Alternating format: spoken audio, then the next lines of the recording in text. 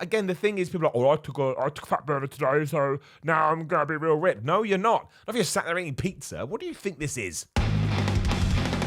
Simon Miller, the bald asshole here. Welcome to yet another video. They just keep coming like I got nothing. I hope something was going to keep popping into my brain. What does keep coming? Bills and death.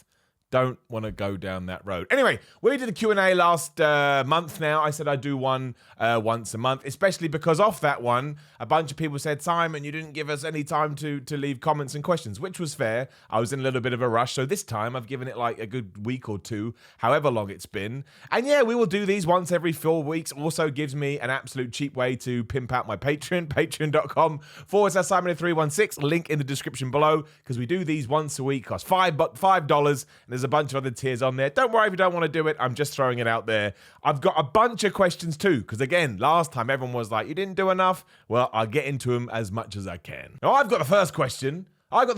Simon, why do you wear Gymshark t-shirts? This is all everyone said when I wear a Gymshark t-shirt. I don't know. It was bought to me as a gift, and it's very nice and comfortable, and it's got a buff shark on it. Why wouldn't I wear it? I mean, if there's some kind of controversy, let me know, but I'm literally wearing it because it feels nice against my skin. Right, that's done. That was weird. Let's start with Niwadthanka. I hope I got that right. Probably not. You'll have to forgive me. If you were granted the opportunity to be in charge of WWE for a whole year, who would you put the main titles on?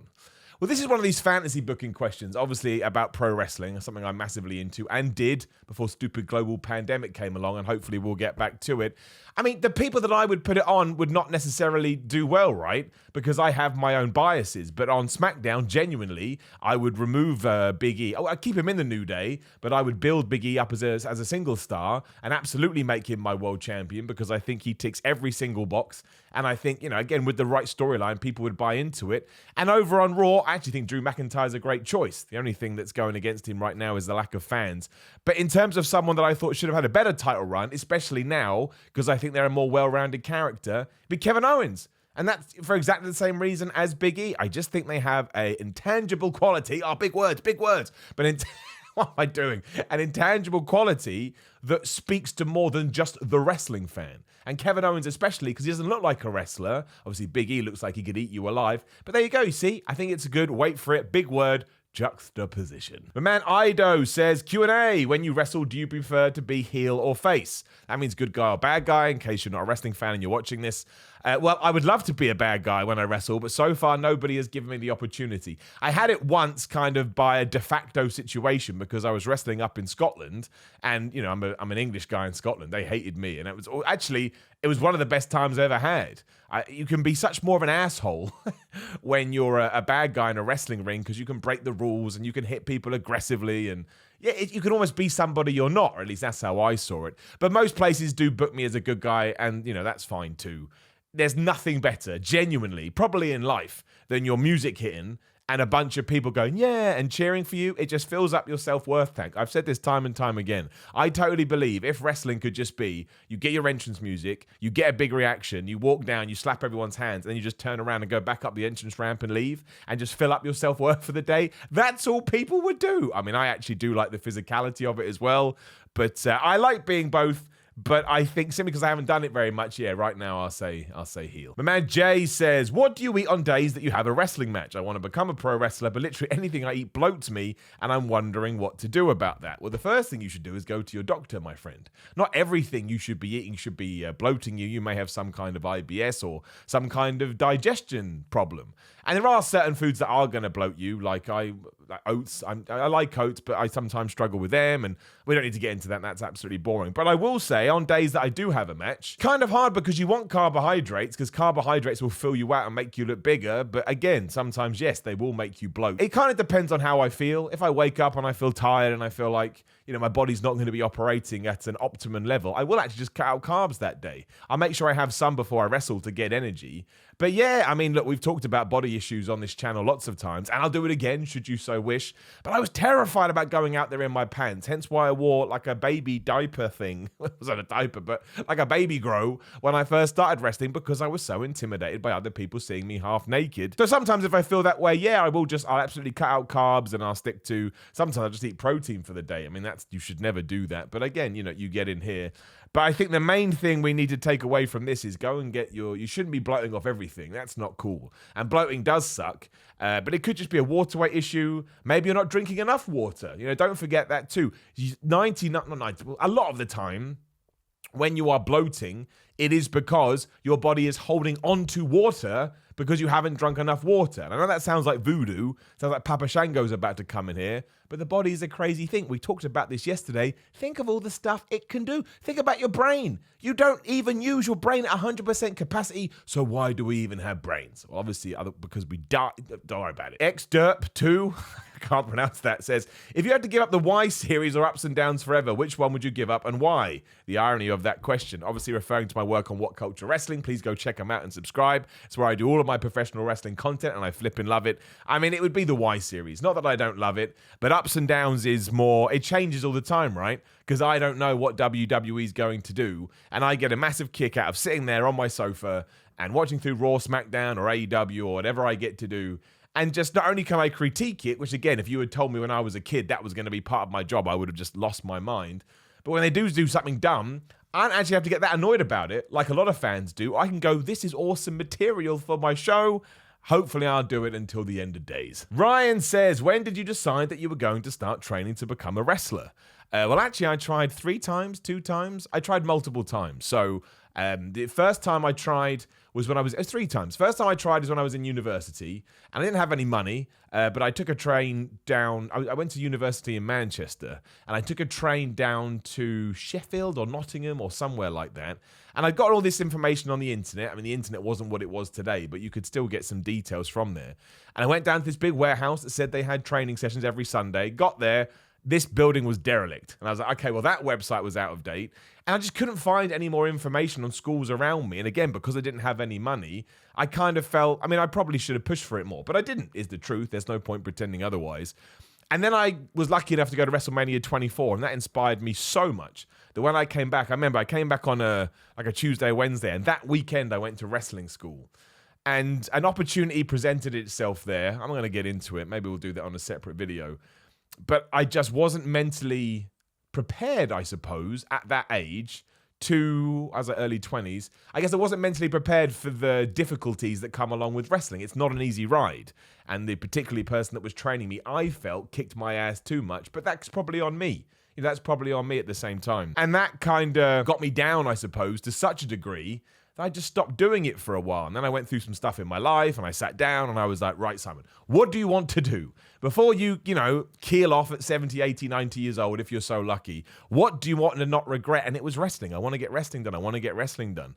So many things came together. One, I just started working for What Culture a few months prior and they wanted ideas pitched to them. So I pitched the idea, hey, I can go and train to be a wrestler and we can document it on the channel. And they were very cool with that. But also, as I was thinking this, I got an email or an advert or something for a wrestling school that was opening up literally 25 minutes from my house. And I said to myself, Simon, this is it. If you don't do it now, you're throwing away what could be an awesome opportunity. And I'm glad to say that 4 years later, even if I do never wrestle again, and fingers crossed I will, I'm sure I will, I'm being over the top and hyperbolic, I've done more than I ever thought I would do at some stage. And I will say to everybody that is considered doing professional wrestling, 100% do it. Even if you don't like it and you walk away, you haven't failed. You just know it's not for you, and that is a success. The success is in trying, which is why the 3 greatest words in the English language are dare to fail. Nothing wrong with it. Got a big one from my man Akash, who says, hey Simon, I want to say your YouTube channel is so cool. I like this already, and I'm a huge fan. That's nice.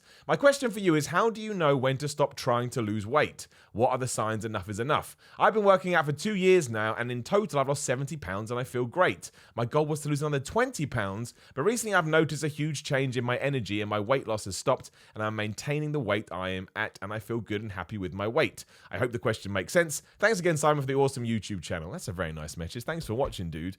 Well, there is no hard and fast rule. Like, if you start to feel crap and you sort of start to have no energy and you look a bit gaunt, then you've probably lost too much weight. I think the keys there are, if I get it back up, is you said you've maintained the weight you're at and you feel good and happy. Well, they're the two most important check boxes right there. As long as you're not clinically overweight or medically overweight, then I would stick right there, man. Fitness should be about mental health and feeling positive and feeling happy and just doing a dance of joy. No one's doing a dance of joy in 2020. We're just doing the jig of death. The jig of death. And I'm frankly sick of the jig of death. I want to go back to doing the dance of joy.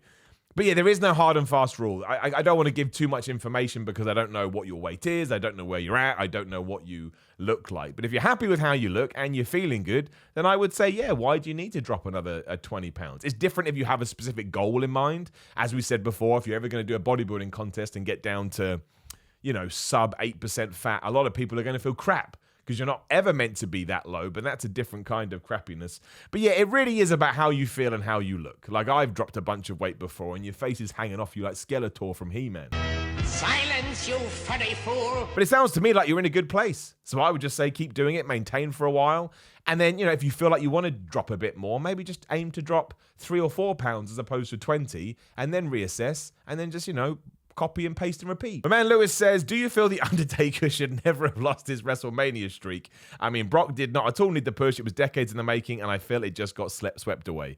It's a conversation we can have till the cows come home, and who knows why they left to begin with. Some days I think no, some days I think yes. I think it's hard to argue that Brock didn't need the push. It turned him into a final game boss. Like, it really, really did. After that, he was the final game boss of WWE, and they've stretched that out for years. What they should have done with Roman Reigns post-WrestleMania 33, but they didn't.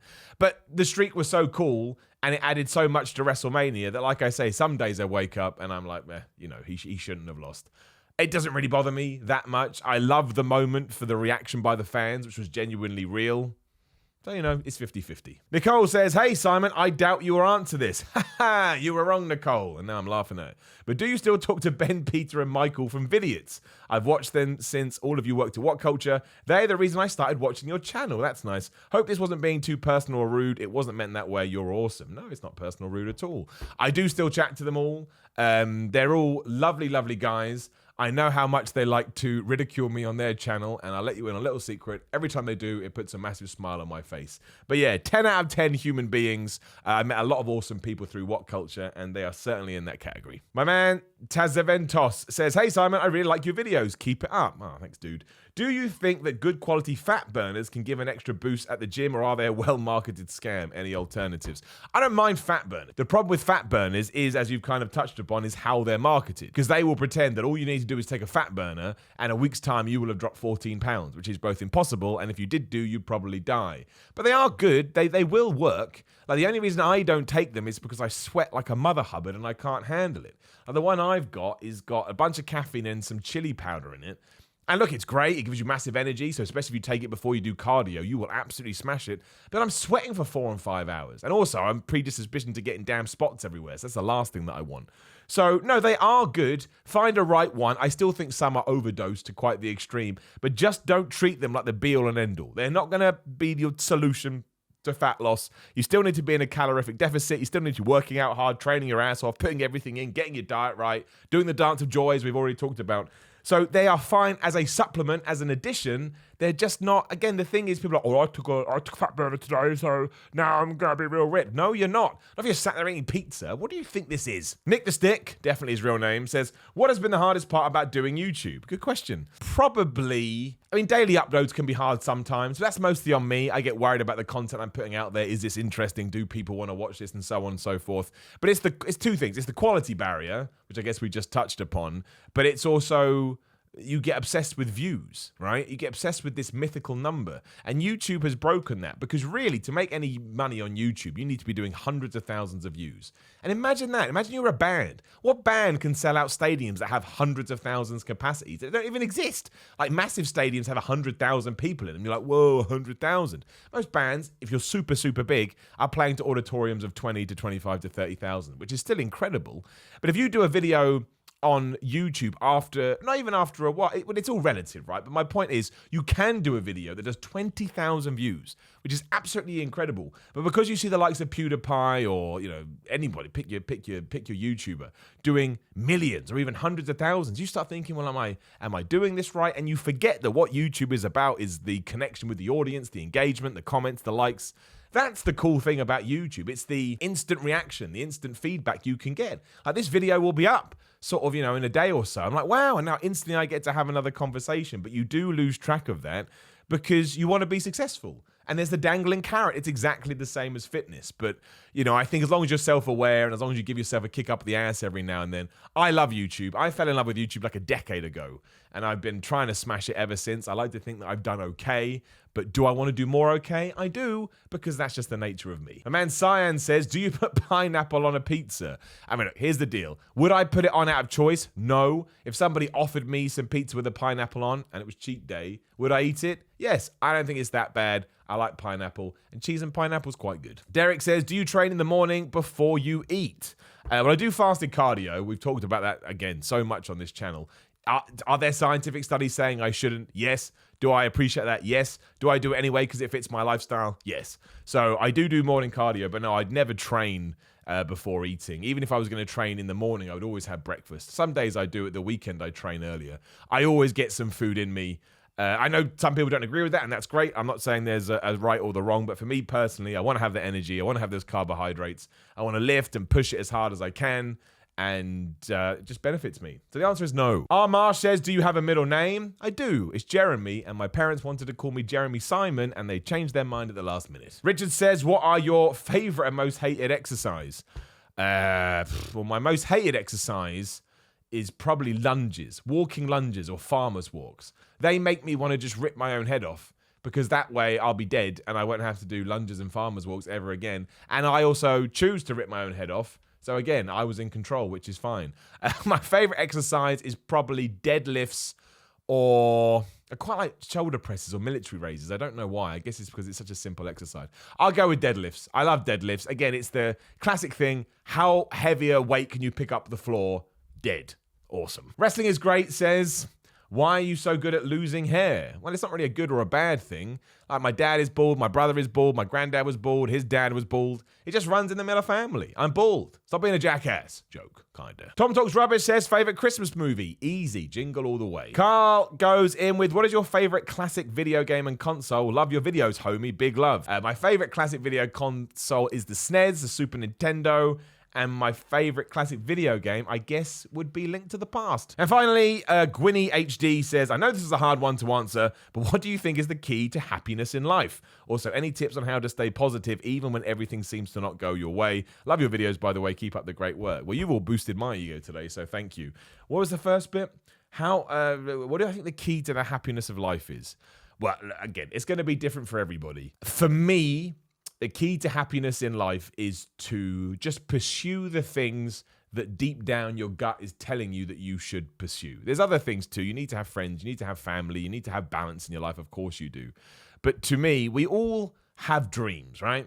We all have dreams. There are all things that we want to pursue. There's all things that we want to do. But I think sometimes we're very good at talking ourselves out of even trying, be it because of our own confidence issues or be it because of what other people are saying. And there is a lot of negativity in the world. And as I'm sure you've heard 100 times before, because it's true, negativity breeds negativity. So if somebody in that space is saying, you can't do that, you'll start believing you can't do that. But when you break through that, which I like to feel I did when I entered my 30s. I've talked about this before. I just stopped giving two hoots. So I'm going to do all this stuff.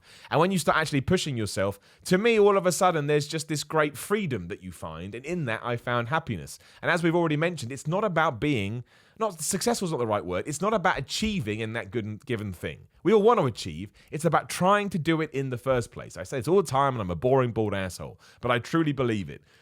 Once you've done it, and once you can decide, do I like this or do I not like this, you never have that pang in your stomach anymore going, oh, why didn't you do it? Why didn't you do it? You know, it's like everyone has a hole. I always say this. Everyone has a hole in their stomach, and you need to figure out what's going to fill that hole. For some people, it's a relationship. For some people, it's kids. For some people, it's their job. For some people, it's all of these things. And I would categorize myself as that type of person. But when you continually go after this stuff, it almost creates a feedback chain where you're like, oh, man, now I'm going to do this. Oh, man, now I'm going to do this. And it's also about living in the moment, really, happiness. Happiness is about living in the moment because you can't change your past. You've already done it. You can only learn from it. And who the flip knows what's going to happen in the next 5, 10 seconds, let alone the 5 years.